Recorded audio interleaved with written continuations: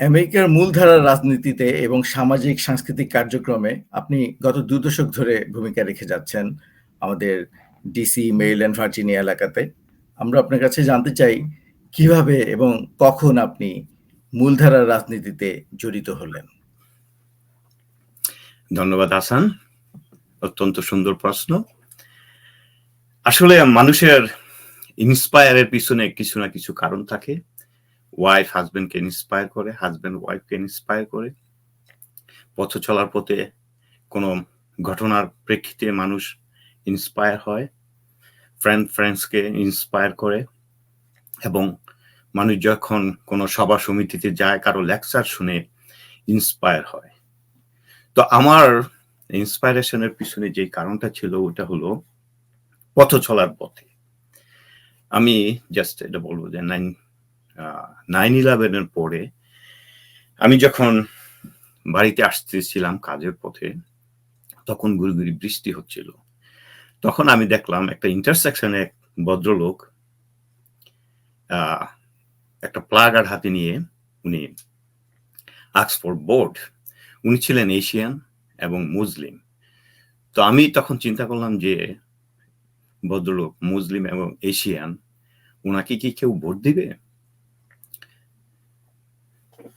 তখন আমি ইলেকশনের পরে দেখলাম ওই ভদ্রলোকের নাম ছিল এই এলাকায়, ওনাকে সবাই চিনে, সাকিব আলী। তো যখন ইলেকশনে পরে দেখা গেল রেজাল্ট, উনি সবচেয়ে বেশি ভোট পেয়ে পাশ করলেন। তখন থেকে আমার মনে একটা স্ট্রাইক করলো যে আমেরিকা একটা কান্ট্রি, ফ্রিডম অফ স্পিচ এবং place for everybody. Why not I can move forward to engage myself to the mainstream politics? তখন থেকে আমি আমার পথযাত্রা শুরু, এবং আমি রেজিস্টার অ্যাজ এ ডেমোক্র্যাট, এবং তখন থেকে আমি বিভিন্ন সভা সমিতিতে অ্যাটেন্ড করি, এবং আমি আস্তে আস্তে মেইন স্ট্রিমের পলিটিক্সে আমাকে এনগেজ করি।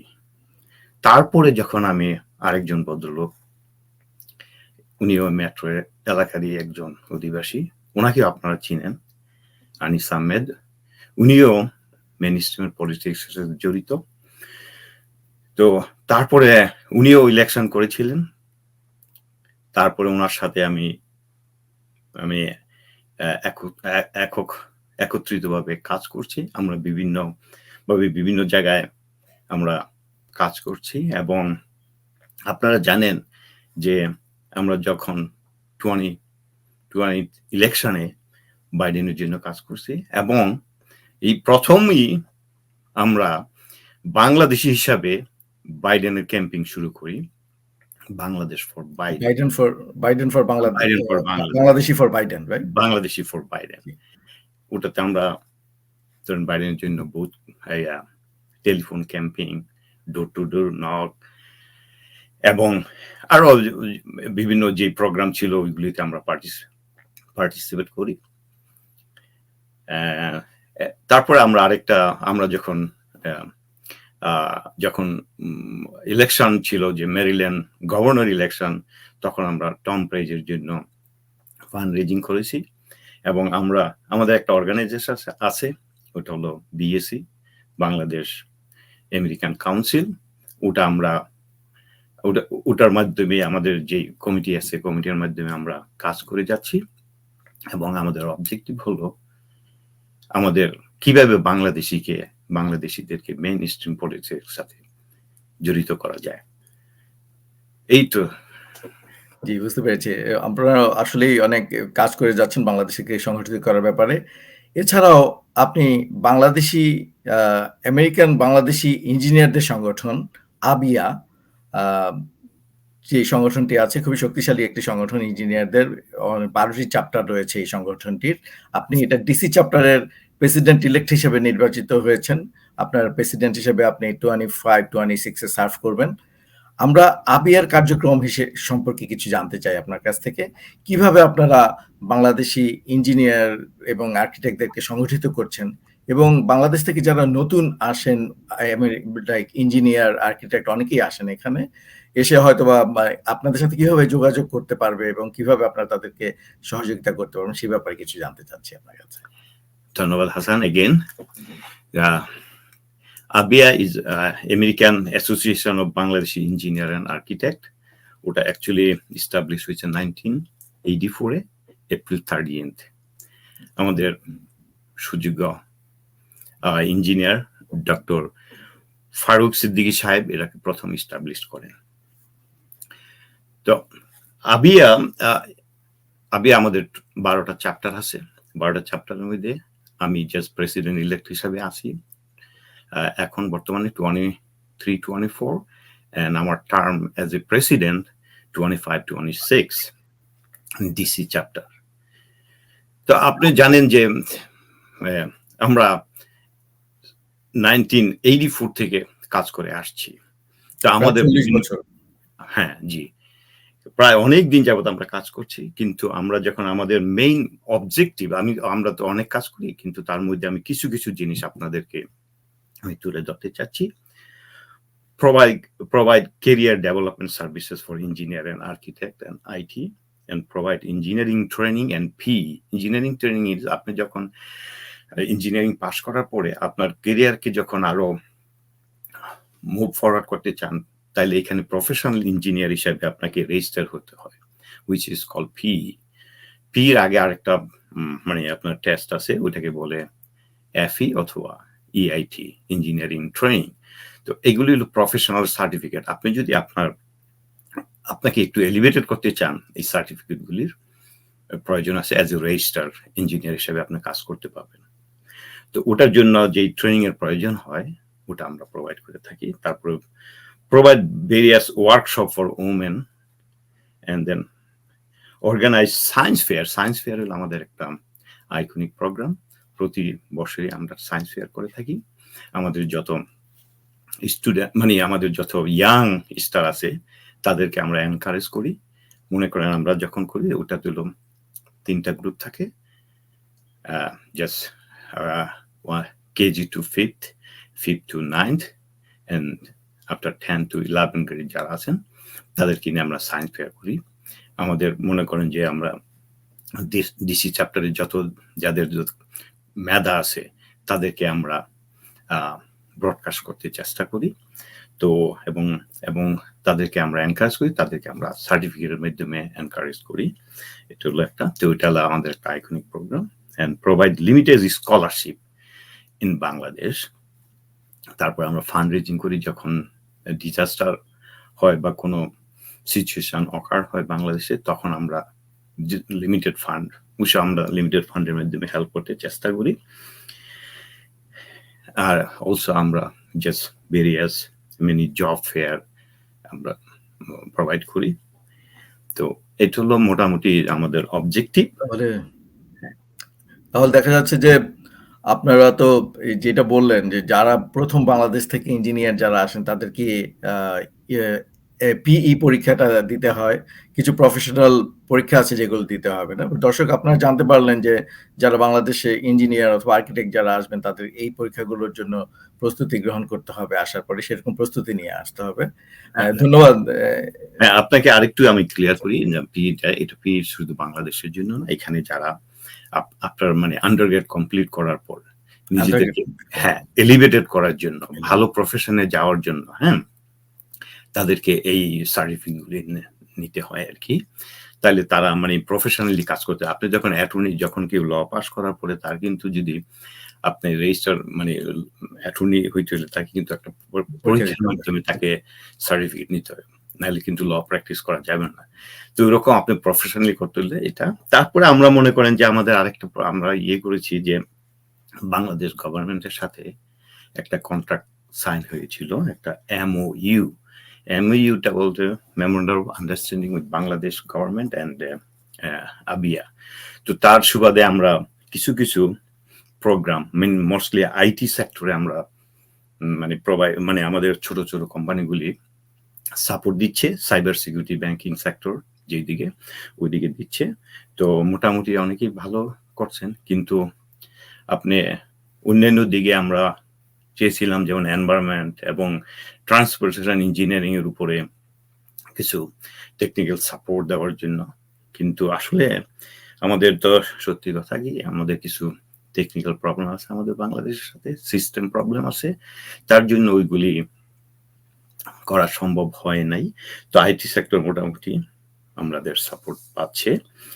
আর মনে করেন যে ট্রান্সপোর্টেশন ইঞ্জিনিয়ারিং এর ব্যাপারে আমাদের অনেকেই বাংলাদেশে গিয়েছিলেন, চেষ্টা করেছিলেন, কিন্তু সুফল হয় নাই। কারণ ওইখানে যদি একটা সিস্টেম ডেভেলপমেন্ট করতে হয়, সবাইকে এডুকেটেড করতে হয়। শুধু আপনি ওয়াইড রোড ওয়ে করলেই হবে না, ওটাতে যারা ইউজ করে, মনে করেন ড্রাইভার,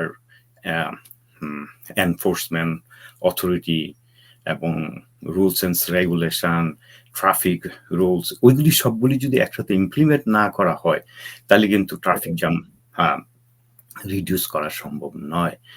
আর আপনি ট্রাফিক জ্যাম যেমন মনে করেন যে আমি বলি যে আমাদের এইখানে যদি কেউ ভায়োলেশন করে, তাকে একটা টিকিট দিয়ে দিল, এই টিকিটটা অবশ্য গভর্নমেন্ট ফান্ডে যাচ্ছে। কিন্তু আমরা বাংলাদেশে যদি ওইটা হয়, বাংলাদেশে আপনি অন্য একটা পন্থা আছে, ওই যে পন্থার মাধ্যমে আপনি ওয়েব অফ দিস স্টাফ, তো মেন ল এনফোর্সমেন্ট অথরিটি আপনাকে এনকারেজ করছে ক্রাইম করার জন্য। তো এই জন্য ওই সিস্টেম ডেভেলপ, পুরো সিস্টেমটা যদি আপনাকে ডেভেলপ করতে না পারেন, তাহলে তার কাজ হচ্ছে না। কাজ হচ্ছে না আর কি। তারপরে তারপরে যে আপনারা এইভাবে একটু চিন্তা করেছেন যে মানে আমেরিকান বাংলাদেশি ইঞ্জিনিয়ার্স হিসেবে আপনারা বাংলাদেশের ট্রাফিক জ্যামটা আসলে বড় একটা সমস্যা, এবং এটা নিয়ে যে আপনারা ভেবেছেন এবং এডুকেটেড করার কথা, that's a very good idea. আসলে এই জিনিসটা আসলে আমাদের সচেতনতা বাড়াতে হবে আমার মনে হয় বাংলাদেশে। এটা একটা বড় ব্যাপার, আসলে এটা যদি করা যায় খুব ভালো হবে। এবারে চলে যাচ্ছে আপনার মূলধারার রাজনীতিতে জড়িত হওয়ার ব্যাপারটা, বাইডেন ফর বাংলাদেশিতে, বাংলাদেশি ফর বাইডেন এর যেই সংগঠনটির মাধ্যমে আপনারা 2020 সালে বাইডেনের জন্য কাজ করেছেন। তাছাড়া এর আগেও আপনি বিভিন্ন মূলধারার বিভিন্ন জায়গায় আপনি কাজ করেছেন। তো এই ব্যাপারে আমাদের বাংলাদেশিদের কিভাবে আরো বেশি সম্পৃক্ত করা যায় এই ব্যাপারে আপনার কাছ থেকে কিছু জানতে চাচ্ছি। আসলে শুনেন হাসান, আপনাকে বলি, আমরা তো মনে করেন আমাদের ফার্স্ট জেনারেশন বা সেকেন্ড জেনারেশন চলছে। আমরা যখন আসছি এখানে, আমাদের বাংলাদেশ স্বাধীন হওয়ার পরে আমরা কিন্তু খুবই ইয়াং বলতে, তো আমাদের ফার্স্ট এবং সেকেন্ড জেনারেশন, হয়তো বা কোনো কোনো ক্ষেত্রে আমরা থার্ড জেনারেশন অলরেডি স্টার্টেড। তো আমাদের যে বাংলাদেশিদের একটা ট্রেডিশন আছে, আমাদের ছেলে মেয়েদেরকে প্রথমেই আমরা আসি যে হয় ডাক্তার হতে হবে, ইঞ্জিনিয়ার হতে হবে, অথবা আইটি সেক্টরে এরকম বড় একটা পজিশন নিতে হবে। কিন্তু আমি আমাদের মানে বাংলাদেশি অনেক দিকে দেখছি কেউ মেইন স্ট্রিমের পলিটিক্স এর দিকে আসতে চায় না। কিন্তু এইখানে এখানে বিরাট একটা স্কোপ আছে এবং এটা একটা বিরাট ফিল্ড। তো আমাদের যারা ইয়াং জেনারেশন আছেন, তাদেরকে সবাইকে এনকারেজ করা উচিত। আমি একটা অনুষ্ঠানে আমাদের আবিয়ার মাধ্যমে আমরা একটা প্রোগ্রাম করছিলাম। তো এখানে যারা ইয়াং স্টার আছেন, তাদেরকে আমরা স্টেজে ইনভাইট করেছিলাম যে তোমাদের গোল কি, তোমাদের ফিউচার প্ল্যান কি।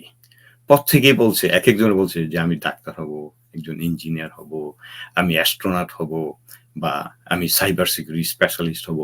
কিন্তু ওদের কেউই বলে নাই যে আমি ল ফার্মে কাজ করব এবং পরে আমি পলিটিশিয়ান হব। কেউ কিন্তু বলে নাই এই কথাটা। তো তাতে বোঝা যায় যে আমরা এখনো আমাদের ওল্ড ট্রেডিশনে আছি। ওইখান থেকে আমাদের কিছু ডাইভার্ট হয়ে আমাদের মেইন স্ট্রিমের পলিটিক্স এর দিকে আসতে হবে। তাদের জন্য যে প্রিকশন আছে বা প্রিপারেশন আছে, তা আমাদের নেওয়া দরকার। পরবর্তী প্রজন্ম তো যদি লিডিংই না আসে, তাহলে তো আমরা পিছিয়েই থাকবো। আমরা শুধু সার্ভে করে যাব বিভিন্ন পেশা দিয়ে, কিন্তু আমরা লিডিং এ আসতে পারবো না। জি, এটা কিন্তু একটা বিরাট পজিশন। আমরা যদি মনে করেন যে কিভাবে আমরা ডেভেলপ করতে পারি বা কি, আমাদের আমাদের যারা জেনারেশন আছে, নেক্সট জেনারেশন, তাদেরকে আমরা এঙ্গেজ করতে হবে পলিটিক্সের সাথে। আপনি যদি এঙ্গেজ না হন, তাহলে কিন্তু ওটা আপনার ফিল্ডে কি আছে বা ওটা দিয়ে কি করা যায়, ওটা কিন্তু আপনি জানবেন না। তো এই জন্য আমরা যে চেষ্টা করতেছি যে আমাদের ইয়াং জেনারেশনদেরকে যে আপনারা আসুন, আপনারা এইদিকে একটু ইনক্লাইন্ড হন। আপনারা আপনাদের ভলান্টিয়ার সার্ভিস যেগুলি আছে, আপনি ভলান্টিয়ারি সার্ভিস দিতে পারেন। দেওয়ার পরে আপনি আস্তে আস্তে আপনি জানতে পারবেন যে কি হচ্ছে। আমাদের ইয়াং জেনারেশন কিন্তু খুবই স্মার্ট। তারা কিন্তু মানে they can do whatever they want to do to reach over there. আপনি জানেন আমাদের এখন বাংলাদেশিদের অনেকেই বিভিন্ন জায়গাতে আপনার মেইন স্ট্রিম পলিটিক্সে আসছে এবং ইলেক্টেড অফিসিয়ালও আছে এবং অনেকেই হোয়াইট হাউসে কাজ করছে। কারণ আমি তাদের নাম বলতে চাই, আমাদের এখানে ভার্জিনিয়াতে এক ভদ্রলোক আছেন, ওনার নামও সেলিম সাদ্দাম। উনি কিন্তু হিসেবে আছেন। তো আমরা প্রাউড অফ হিম। খুবই কম বয়সেই সে নির্বাচিত হয়েছে, মনে হয় না 25 থেকে 28 বছর বয়স হবে। আমাদের অনুষ্ঠানে তিনিও আসার কথা আছেন ইনশাল্লাহ ভবিষ্যতে। এবারে চলে যাচ্ছি আমাদের, জানেন আমরা এই অনুষ্ঠানে আমেরিকান নির্বাচন যেটা 2024 সালে অনুষ্ঠিত হবে, আপনি জানেন যে নির্বাচনটা খুব জমে উঠেছে এখন, কারণ ট্রাম্প আবার নির্বাচন করবে এরকম মানে কথাটা আসছে। তার উপরে আরো হয়েছে যেটা যে বাইডেন প্যালেস্তাইনের ব্যাপারে যেসব সিদ্ধান্তগুলি নিচ্ছে, মানুষজন আসলেই একটু দেখেন প্রতিটা ক্যাম্পাসে এই আন্দোলনগুলো হচ্ছে। আসলে বাইডেনের জন্য আবার নির্বাচিত হওয়াটাও খুব একটা খুবই সুবিধাজনক যে হবে তাও মনে হচ্ছে না। এইসব মিলিয়ে আপনার কি মনে হয় যে বাইডেনকে আমাদের আবার কেন নির্বাচিত করা উচিত, অথবা আমাদের কাকে সাপোর্ট করা উচিত আপনার মনে হয়? দেখেন হাসান, আপনি অত্যন্ত সুন্দর প্রশ্নটা করছেন, কারণ এইবার ইলেকশনটা একটু চ্যালেঞ্জিং হচ্ছে এবং এটা নিয়ে অনেক ট্রোলিং হচ্ছে। হ্যাঁ, তো আপনারা এটা একটা প্রিডিকশন, হ্যাঁ আমরা একটা প্রিডিকশন করতে পারি আর কি, কিন্তু মনে করেন যে ইলেকশনটা তো হলো ভোটের মাধ্যমে হবে, এটা জনগণ নির্বাচনটা নির্ধারিত করবে কে আসবে বা কারা আসবে। তো আপনি কিছু কিছু প্লাস এবং মাইনাস করার পরে, হ্যাঁ আপনার যেদিকে পাল্লাটা বাড়ি হয় ওই দিকেই যাবে আর কি। তো আপনি আমার যে প্রেডিকশনটা, আপনি মনে করেন যে Biden is a gentleman, decent person. On the other hand, Donald Trump is arrogant and he don't care about the constitution, rules and regulation, whatever his mind, হ্যাঁ তো ওইটাই সে বলে বা করে, এবং যেটা তার বেনিফিট হবে ওইটাই সে করে। হ্যাঁ, তারপরে আপনি আসেন যে হ্যাঁ বাইডেন ইনফ্লেশন রেটটা কিছু কমিয়েছেন, জব মার্কেট যে খারাপ ছিল ওটাকে ইমপ্রুভমেন্ট করেছেন। হ্যাঁ, তারপরে আপনার স্টুডেন্ট লোনের ব্যাপারে হেল্প করেছেন। হ্যাঁ, তো আপনি এগুলি যদি চিন্তা করেন তাহলে ওই বাইডেনের কিছু পজিটিভ সাইড আছে। তারপর আপনি যে যুদ্ধের কথা বলছেন, হ্যাঁ এই যুদ্ধের জন্য ইয়াং জেনারেশন খুবই ফেড আপ।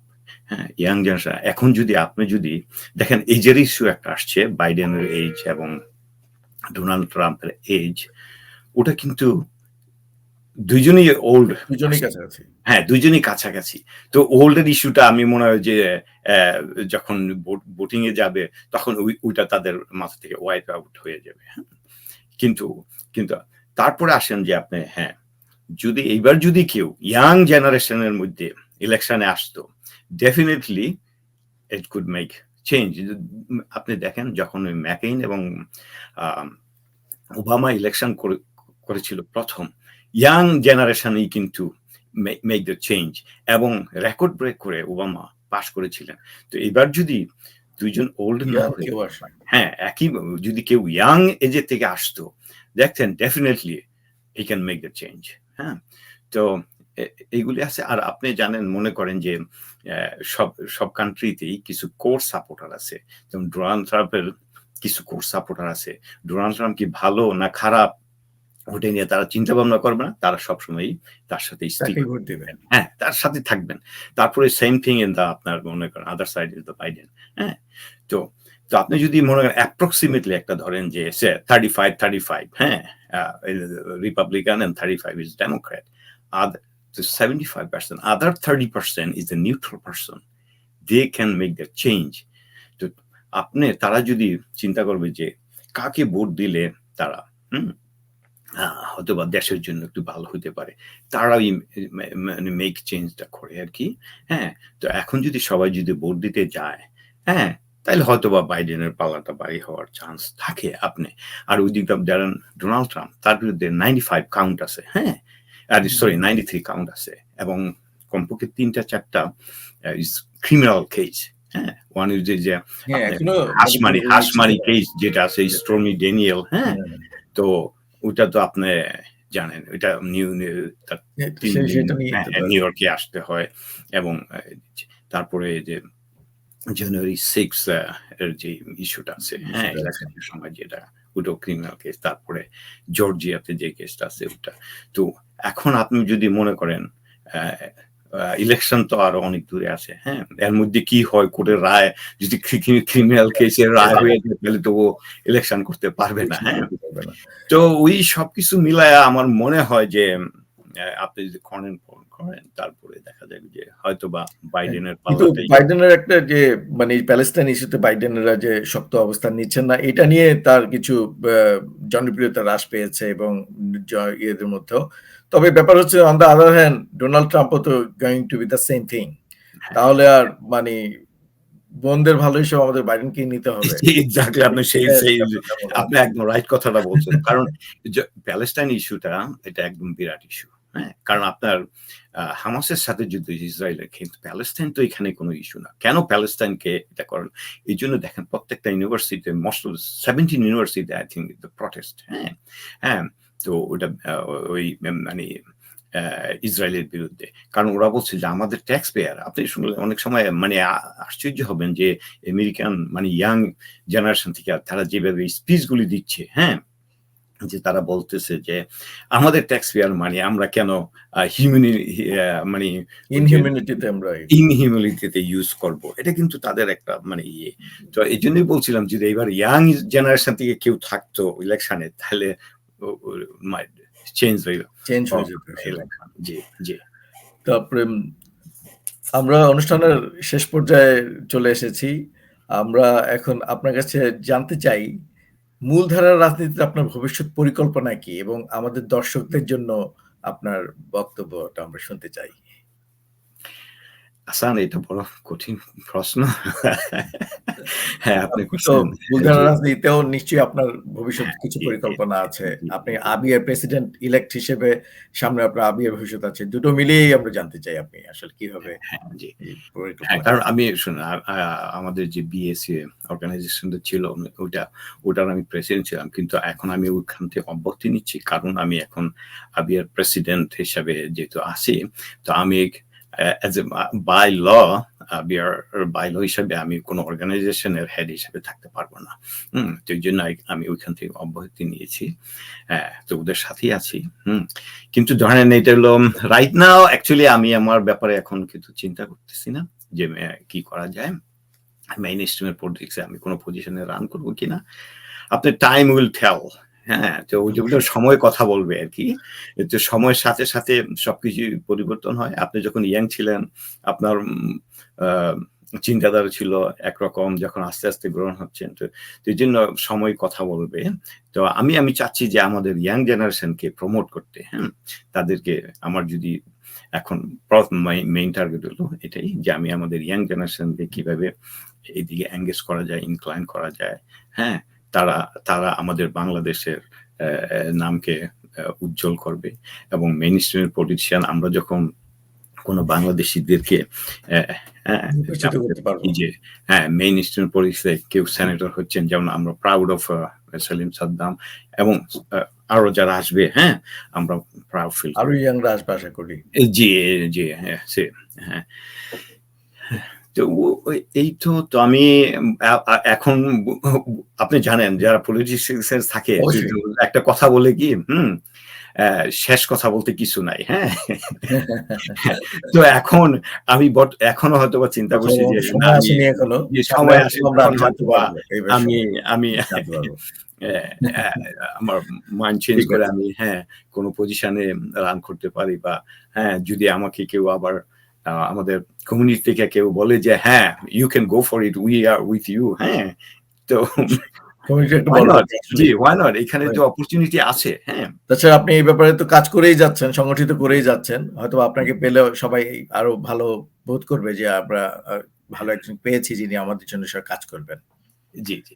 ইনশাআল্লাহ আমরা আমি চাই যে আরেকটা আমাদের আমাদের ভবিষ্যৎ প্রজন্ম থেকেও আসুক। আমরা যারা অনেকদিন যাবৎ সার্ভ করে যাচ্ছি তাদের মধ্যে থেকেও আসুক। ইনশাআল্লাহ আমরা ভবিষ্যতে আপনাকে কোথাও দেখতে পাবো এমন আশা করছি। ধন্যবাদ ইঞ্জিনিয়ার সেলিম হোসেন আপনাকে আমাদেরকে এত সময় দেওয়ার জন্য এবং ভবিষ্যতে আমাদের নির্বাচন যখন আরো জমে উঠবে তখন আপনার কাছ থেকে আরো কিছু জানার জন্য আমরা হয়তোবা আবারও চলে আসবো আপনার কাছে। অনেক ধন্যবাদ আপনাকে। হ্যাঁ, হাসান, হ্যাঁ, আপনাকে মানে আমি শেষ করার আগে আরেকটা কথা বলছি। কারণ আমরা রিসেন্টলি একটা অনুষ্ঠান করেছি বিএসসির মাধ্যমে। আপনি জানেন সাউথ এশিয়ান বৈশাখী নামে একটা প্রোগ্রাম। ওই প্রোগ্রামে আমরা জেমি রাস্কিন এবং অন্যান্য যারা লেজিসলেটর আছেন, কাউন্টি এক্সিকিউটিভ আছেন, তারপরে আমাদের কাউন্টি এক্সিকিউটিভ, ওনাকে আমরা আনতে সক্ষম হয়েছি এবং ওনাদের মাধ্যমে আমরা সফল প্রোগ্রাম করেছি, বাংলাদেশিদেরকে উপহার দিয়েছি। তো হাসান চৌধুরী, আপনাকে অসংখ্য ধন্যবাদ, আপনার টিমকে অসংখ্য ধন্যবাদ আমাকে আপনাদের অনুষ্ঠানে সুযোগ করে দেওয়ার জন্য। ইনশাল্লাহ ফিউচারে আমি আপনাদের সাথে কথা বলবো। হ্যাঁ, এই বলে আমি সবাইকে ধন্যবাদ জানিয়ে আজকে আপনাদের কাছ থেকে বিদায় নিতে যাচ্ছি। অনেক ধন্যবাদ। খোদা হাফেজ। খোদা হাফেজ। কথা হবে আবারও। ইনশাল্লাহ।